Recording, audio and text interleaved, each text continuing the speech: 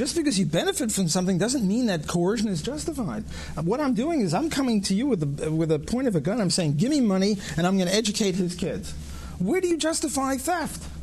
Just because a majority favors it? Just because we vote for it? Look, Hitler came into power under a democratic election. That doesn't mean that everything that Hitler did was justified, and yet that's the thinking that is behind the support of public education.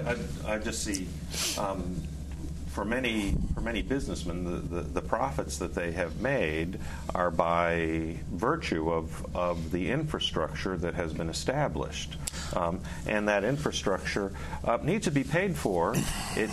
And perhaps the people who are profiting from it are not paying enough of their profit in return for the infrastructure that has been built. I would say that they're benefiting in spite of the infrastructure, not because of the infrastructure. Because if we didn't have public infrastructure, we'd have private infrastructure. We would have interstate highways, you think? If we'd have private highways, yes. Originally, all highways were private. The first highways in this country in the 1700s were all private. They were toll roads. Toll roads, yeah. Well, toll roads. There were wagon ruts before there were that. I mean, right. But they were all look. 40,000 people. My latest book is on privatizing highways. So, by coincidence, 40,000 people a year die in these bloody highways. They're like death traps. You see, the benefit of private versus public is. Look, we have pretty good pens and wristwatches and pieces of paper. And pizza. Why pretty good? Well, whenever somebody doesn't do a good pen or a good pizza, they lose money. And if they do it, make mistakes too much, they go broke. So the people who remain are pretty good. Not perfect, but pretty good. In the public sector, if you screw up, do you lose money? No. Do you go broke? No. Look, we still have FEMA. One of my favorite bumper stickers around here is FEMA happens. Well, look, FEMA screwed up royally. The Army Corps of Engineers screwed up royally. So what do? We give them more money. No, when a private company screws up, what they do is they lose money and they go broke, and the remainder is pretty good. So that's why private is always more efficient than public.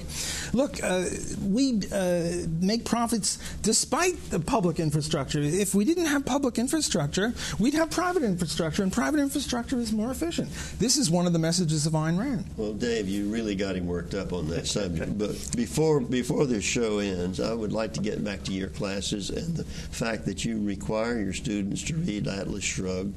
These are students in a Catholic university. What kind of how do they respond and react to that book?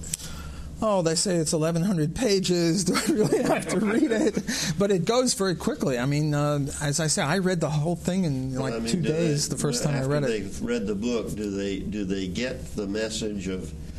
Because I think her message is that individual rights, that individuals should not be controlled or hampered by governments. And I think that's very consistent with the original Jesuit insight. The original Jesuits in the School of Salamanca with a bunch of Dominicans and Jesuits in 1540 were very free enterprise, laissez-faire types of people.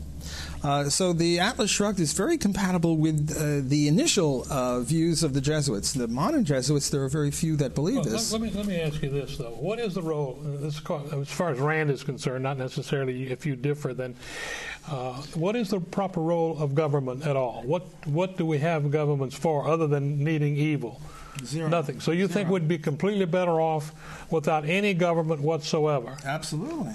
Post office, roads, everything, military, which defense, I might agree to. Internal revenue, sir. Internal revenue. Well, there'd be no internal revenue. You go buy pizza, you pay for the pizza. Everything would be private because the essence of libertarianism is the non-aggression principle. Non-aggression principle means you keep your mitts to yourself and you don't grab other people's bodies or their property. Well, the government does two things. First of all, it taxes, and secondly, it forbids competition. And thirdly, it disallows secession.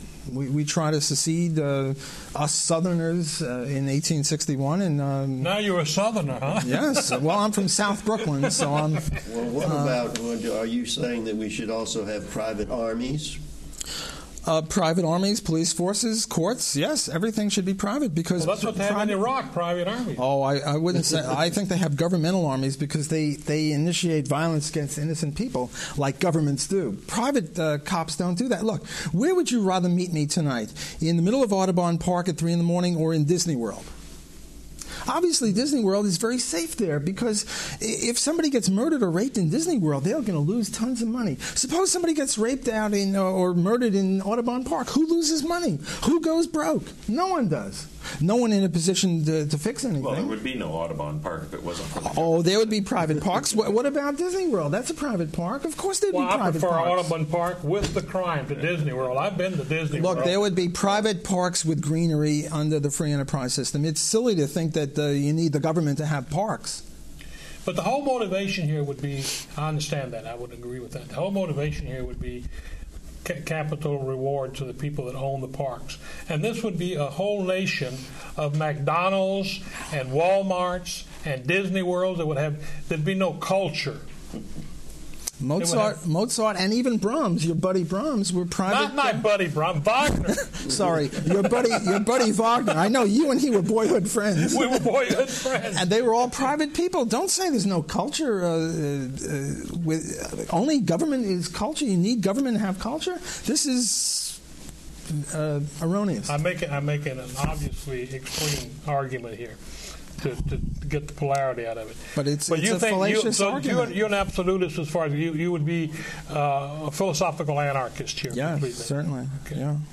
Dr. Block, we only got a few minutes left, and I did notice that you were a co-author of an article called Katrina and the Future of New Orleans.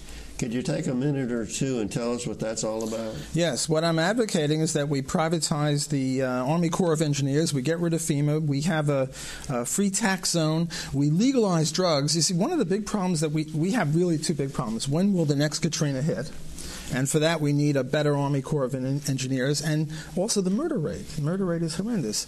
The murder rate, I think, is 60-70% dominated by illegal drugs. If we legalize drugs, heroin, marijuana, cocaine, you name it, we legalize it, we would take all the profits out of this instead of having a gigantic price for this and therefore being profits in buying and selling it, and also the users of it have to commit crimes in order to feed their habits. Look, we had a prohibition of alcohol. It didn't work. Right. What's the difference between alcohol and marijuana? So you want free drug zones rather than drug-free zones. Right. That's a good way to put it. I'm going to use that next month. It's yours. Thank you. Well, listen, I don't know how much the secular humanists might agree with everything that we've heard from you today. We don't agree with anything. And I suspect that there's a lot more that you would like to talk to us about, which we will have to see what we can do about that. But at least to the extent that we think that government should stay out of our affairs, and government should stay out of religion should stay out of government, and both of those things should allow us to live our lives as we have chosen to live them. So there have to be some areas of agreement between our secular humanists and what you're saying, even though, from what I hear from Dave and Lanny, there are also areas where we might disagree. What would you pinpoint as, we've got about 1 minute left, as the biggest area of agreement between, the Ayn Rand position and we secular humanists? Well, I'm not an expert in secular humanism, but my understanding is that it's pro-people, pro-human welfare, and I think that free enterprise and capitalism are the best way to promote economic prosperity, and we all want economic prosperity. Socialism doesn't work. Socialism is not only per se wrong, non-virtuous, but it also is very inefficient. People starve under socialism. We don't want starvation, so I think there's a lot of overlap between secular humanists on the one hand and libertarians or objectivists on the other hand. Well, that's very good, and I just want to thank you very much for being with us today. My pleasure. Thanks for having me. All right. We'll have to get together with you again sometime. Dave and Lanny, as usual, thanks for being here, and I think our folks need to know that Dave and Lanny are members of our board of directors. We thank you for watching our show. We hope we will see you again in the very near future.